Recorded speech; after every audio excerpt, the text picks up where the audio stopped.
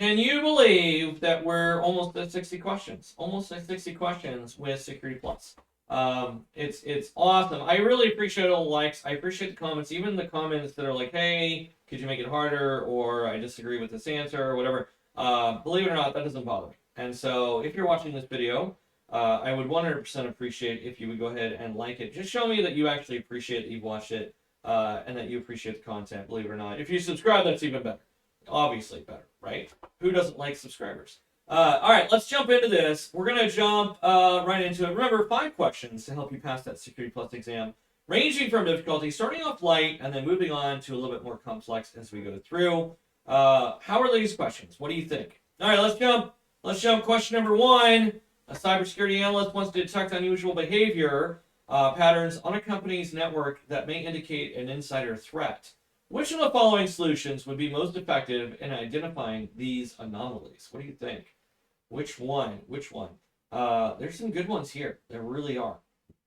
I feel like this is starting off pretty easy though. I think some people will be like, wait a second, didn't she say insider threat? I did. We're gonna jump into this one though.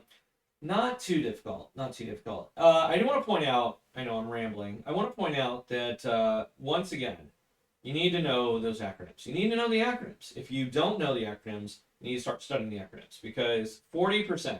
This is Dr. K's word. I believe firmly that 40% of the exam is purely acronyms. If you just know the acronyms, it almost gives the answer away. Now this one doesn't really do that, right? But most questions do. 40% of the exam, based on my own self-reflection of the exams that I've taken multiple times for CompTIA. All right, let's answer this one. If you need more time, go ahead and pause that video. A cybersecurity analyst wants to detect unusual behavior patterns on a company's network that may indicate insider threat. Which one of the following solutions may be most effective in identifying these anomalies? IPS, intrusion prevention system, not really something we would utilize for that. That's more of a malware. Could it help identify insider threats? Yeah, I guess if the insider threat was trying to put malware into the system, it might detect it. So yeah, I could see that. I could see that. I really could. I really could. Not the best answer though. Let's go down to DLP. DLP, data loss prevention. I always like DLP. DLP is one of my favorite answers because it's kind of like a catch-all. It's like when all else fails, DLP is going to be the answer. But isn't the best answer. I'm going to put that one off to the side. That's a strong maybe. Strong maybe on the DLP. What about firewalls? Firewalls are mostly from the inside as well as outside. Could it be used to indicate an insider threat? I would argue that it could, believe it or not. But is it better than DLP? Is it better than data loss prevention? In this case, I would say no. I usually say that DLP is always the second best answer, never the best answer. And in this case, I would have to say that DLP is actually a better answer than firewalls when it's trying to track down, when it's trying to indicate insider threats, because you need multiple logs, right, for that. And that brings us to a SIEM system, a security incident and event manager. Now, a SIEM system does use multiple logs, and this is why I said it was better than an IPS, because an IPS provides one log, and while it can identify malware coming into it, it's usually on the reverse side. It can still detect that malware going out if we have it set up properly, configured properly, which most often we do, right? But is it better than a SIEM? And I would say no, because you usually need multiple logs coming in and out of the system in order to identify or in order to indicate insider threats. And so SIEM is going to be better than both firewall and IPS. And DLP is better than firewall, and I would argue better than IPS as well. But which one is better, SIEM or DLP? Well, data loss prevention, as I've said repeatedly, is always the second best answer, never usually the best answer. In this case, I believe strongly that SIEM is the better answer. Why? Even though a DLP usually includes a SIEM inside of it? Well, because it seems more accurate. It's more the accurate, down-to-earth answer. It's closer to the action, per se. And in this case, SIEM is going to provide us that information. It's going to provide us those logs, that information to quickly identify if we have an insider threat, and if so, where from, because it grabs multiple logs across the system, and that's going to be our answer. It's going to be B, SIEM. More of a difficult question right now, I think it gives. All right, question number 2. A company's network has been compromised by an attacker who accessed user accounts through a brute force attack. Which security measure would best protect the company from brute force attacks? Which one? I feel like you guys got this one. What do you think? Not an overly difficult one. There are some great answers on this one. Some great answers on this one. All right. Let's reread this question. Let's answer this one. A company's network has been configured. I'm sorry. A company's network has been compromised by an attacker who accessed user accounts through a brute force attack. Which security measures would best protect the company from future brute force attacks? Strong password policy. A strong password policy 100% is a good way of stopping a brute force attack. It definitely fits in there, and I would say, yeah, that is a possible correct answer. So I'm going to go with B as a maybe. CAPTCHA. Completely automated public Turing test to tell computers and humans apart. I know, that is a mouthful. Could a CAPTCHA be utilized to stop a brute force attack? I would argue that yes, it could, as long as the brute force attacker was using a automated faction, right? Automated control, automated tool to go through. But if they weren't, if they were going through and manually doing it, a CAPTCHA would do nothing because the person just clicks on it, right? And so CAPTCHAs are awesome if we're using an automated tool, not so awesome if they're using a manual input. And so again, CAPTCHA, is it better than strong password policies for a brute force attack? That's a hard call. I would say yes. I think if CAPTCHA does better than brute force attacks, or better for stopping an attacker for a brute force attack, because usually when a brute force attack occurs, they're automating it. Most people are not doing it by hand, and so I would say CAPTCHA is better than a strong password policy. In most cases, I mean, this is weird though, right? I'm starting to rethink my process here, because by definition, a brute force attack is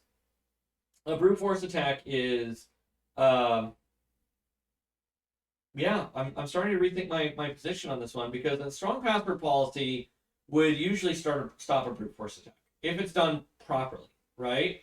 And so yeah, I think I'm gonna go back. I think I'm gonna say B is better. I think B is better.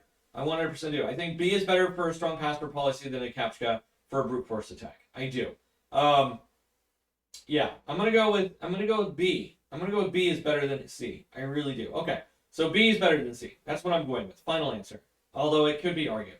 I don't know. That's a tough call. But they both have to do with brute force attacks. We know that. I don't know which one I would pick as better. Honestly, I think that a strong password policy would be better. If I have a good password policy, I'm going to stop brute force attacks. A CAPTCHA is only going to stop automated brute force attacks. And so I'm going to go with B. I'm going to go with B is better. My final answer. I'm going to go with B is better. Okay. Captive portal. Let's move on. Captive portal. This is a web page that users interact with to gain access to a network, typically seen in public Wi-Fi networks. Not really in enterprise networks. Not something we would utilize for this aspect. I don't feel like this is a good answer. And then we have account lockout policies. Account lockout policy being where you get 3 passwords wrong in a row, and usually it's 3, and then we lock your account, so you can't go through it. And so we have already identified B as being stronger than C, but is B stronger than A? Is an account lockout policy more effective than a strong password policy? I would argue it is. I would argue that a strong account lockout policy with 3 passwords or less, you get 3 attempts. After 3 attempts, it locks you out, is going to be better than anything else. All right, and so I'm going to go with A. A is obviously the strongest one. And the reason I say that is because I can bypass a CAPTCHA using manual brute force attack, right? And I think a strong password policy would be more useful than a CAPTCHA because of the implementation, right? Because I'm requiring you to use 2 letters, 2 uppercase, 2 lowercase, 2 special characters, and 2 numbers with at least 24 characters. I think that's going to stop most brute force attacks. I really do. But an account lockout policy is going to stop it before it even gets through. You get to 3, boom, you're locked out. You can't do it anymore. That stops you. I mean, that stops a lot, right? And so A is going to be the correct answer on this one. There you go, A. All right, question number 3. A company wants to implement a solution to prevent users from installing unauthorized applications on their workstations. Which of the following technologies would best accomplish this? A company wants to implement a solution to prevent users from installing unauthorized applications on their workstations. Which of the following technologies would best accomplish this? All right, we have what we have to do. Okay, I know. I'm not in it today. I don't know why. I'm having a hard time with my brain today. All right, go ahead and pause the video. I feel like this one's actually pretty easy. Easier than the last one, believe it or not. A company wants to implement a solution to prevent users from installing unauthorized applications on their workstations. Which of the following technologies would best accomplish this?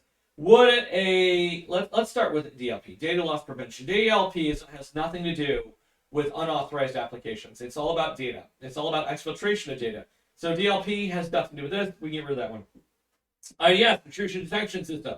That's more about identifying malware that's coming into our system. Again, get rid of this one. No reason for it. This is typical of a CompTIA question, where 50% are so obviously wrong that there isn't a lot of hard thinking with this one. And so IDS, get rid of IDS. Not even in there. That leaves whitelisting and blacklisting, or allow listing and block listing if you're using the newer components. So I think we need to read this properly, right? A company wants to implement a solution to prevent users from installing unauthorized applications on their workstations. Which of the following technologies would best accomplish this? So we know that blacklisting comes through, and we as an IT department have to go through and we identify the applications we don't want users to install. That's what we do. And with whitelisting, we only authorize. We go through and we authorize certain applications, and if you're not on the list, you can't come in. I always assume that the blacklisting is more like going through. It's like the bouncer at the bar, right? I use this analogy a lot in my classes. It's like the bouncer in the nightclub at the bar. And for blacklisting, they're looking at your ID and they're saying you're not on my list of people that aren't allowed in, right? You haven't caught fights. I've got the bouncer's got that wall usually covered with people, or they got this book, or maybe they're using an application, right? And they scan your ID and they're like, if you're on the list, you're not allowed in, right? That's blacklisting. Where whitelisting is more, if you're on the list, you have a reservation for restaurants. It's like the maitre d'. It's like the fancy restaurant that you go into and you're like, hey, are you on the list? I'm sorry, sir, you're not on our list today. If you'd like to make a reservation, I suggest you call the reservation hotline. Right? That's my best snooty remark, right? So which one would be better? Well, whitelisting is better. Whitelisting is 100% better. In most enterprise environments for this type of atmosphere where we're installing unauthorized applications or workstations, they're going to use whitelisting. We don't want people installing programs that we didn't approve. And so C, whitelisting is going to be the correct answer. That one really wasn't that difficult. All right, question number 4. Let's top it up a notch. A security analyst is reviewing the following log entries from a Linux system using the auth.log file to investigate a potential unauthorized access attempt. Based on the log entries, what action should the security analyst prioritize? Now, I always say this with logging questions. Anytime I'm doing a logging question, it's process of elimination. I'm not going to try and go through it and figure out what the log is. Will I read it? Yes, I'm going to read through it very quickly. But I'm not going to try and figure out what's going on. I'm going to read the answers first, and then I'm going to read the log. And the reason I do that is because I want to know, I don't want to try and look for something that's not there. Because we're on a time frame, we're on a time budget, right? And so it's easier to figure out what are the possible answers, and can I eliminate those possible answers based on what the log is telling me. If I can do that, then I'll use my time management. Remember, these certification exams are as much about time management skills as they are about the knowledge factor.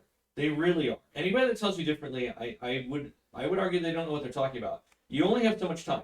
If it was a unlimited timed certification, you'd have unlimited time to take it, then I would say that's not the case, right? But it's not that way. It is very much timed. And so you have to use time management in your exam strategy, okay? All right, let's answer this one. If you need more time, go ahead and pause the video. A security analyst is reviewing the following log entries from a Linux system using the auth.log file to investigate potential unauthorized access attempts.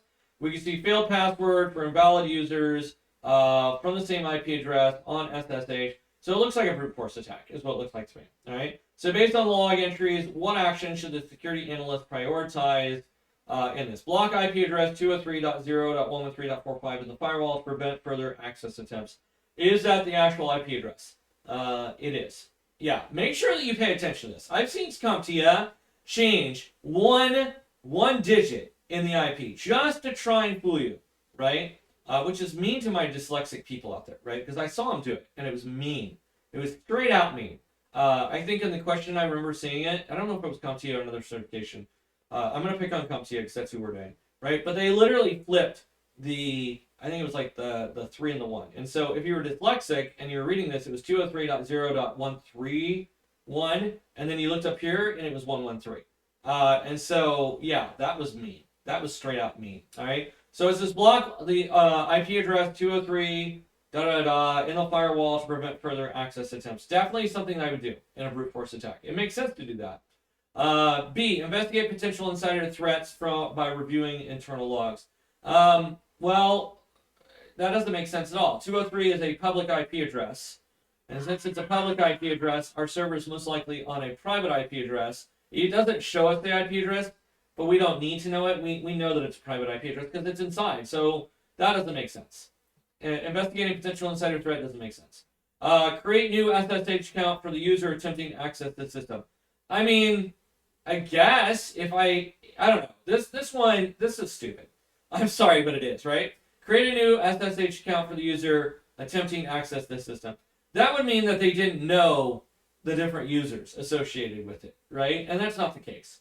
I might entertain this if it was like guest, right? It was all the same user and they had the wrong password. But even then, I would be like, I don't think so, right? And so no, not going to be the case. Restart the SSH servers to clear the failed login attempts. Why would I do that?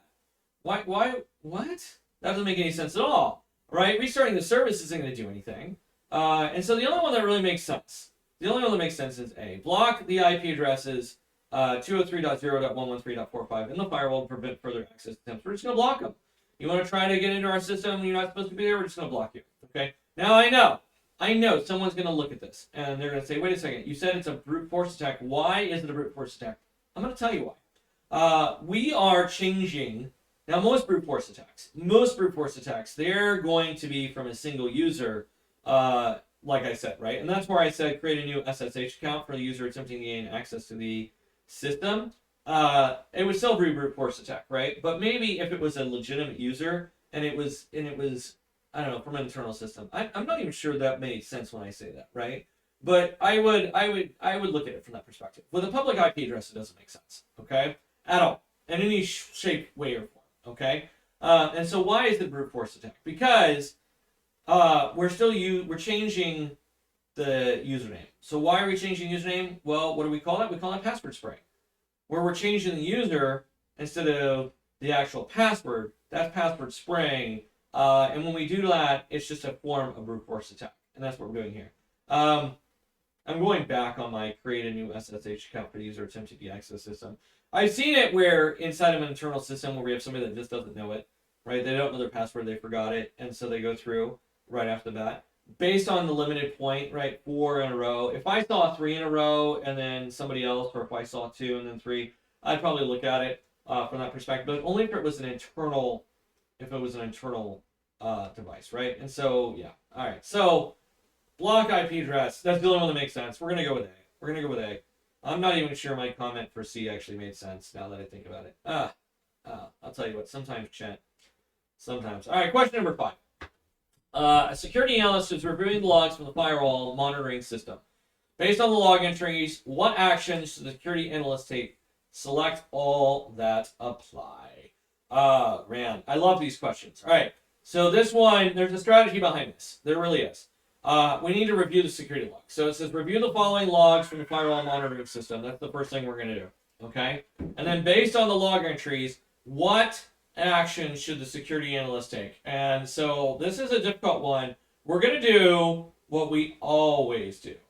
We're going to go through and we're going to make sure that our system makes sense. So we're going to go one at a time. And this is how I would do it. This is the strategy that I would utilize, okay? I would go through and I'd start with A and I go, okay, does it make sense? Yes or no, right? Does it not make sense? And that's really what it comes into play. This one is a difficult one because you have to understand logging and you have to understand what we're trying to accomplish here. All right, so let's go ahead and answer this one. We're going to do one at a time, right? A security analyst was reviewing the logs from a firewall monitoring system. And we can see here that we have a connection attempt from 203, public IP address on port 22. We see a failed login attempt.